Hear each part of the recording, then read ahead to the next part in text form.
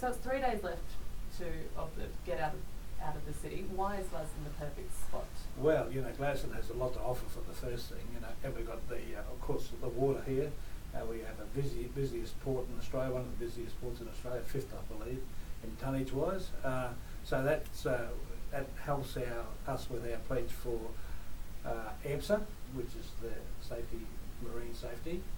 But Gladstone's got a hell of a lot to offer. We've got cheap housing, and a livable city. Airports, come in by boat or by plane, or of course we've got on the Bruce Highway.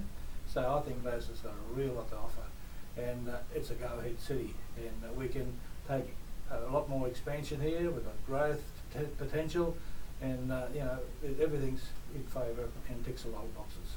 Do you know if Gladstone's one of the areas they're looking at or considering, or how do we? Well, it's a case of putting the application in, which we've already done that to Barnaby Joyce's office, and I expect a favourable response. But mainly is to put your name in and put the project in, and then they'll have a committee look at all these different submissions they get from around Australia, and hopefully we can score one of those major transfers out of the city into the country areas. So how, what are they looking for in terms of these submissions from people? Well, it's really to take the pressure off the cities, the Brisbanes, the Sydney, the Melbourne, the Canberras. Canberra's growing at 5,000 population a year. Now that's an important point.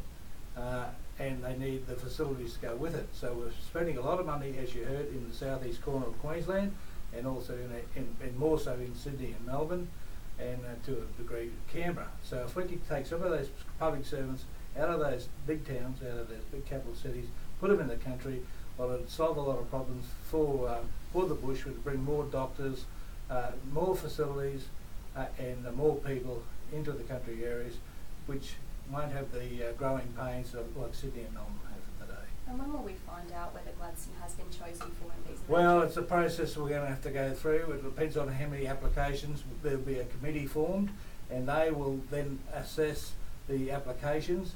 So that'll take a little bit while, but it'll depend on how many applications they have from different councils, Chamber of Commerce, and local people who can put their own submissions in.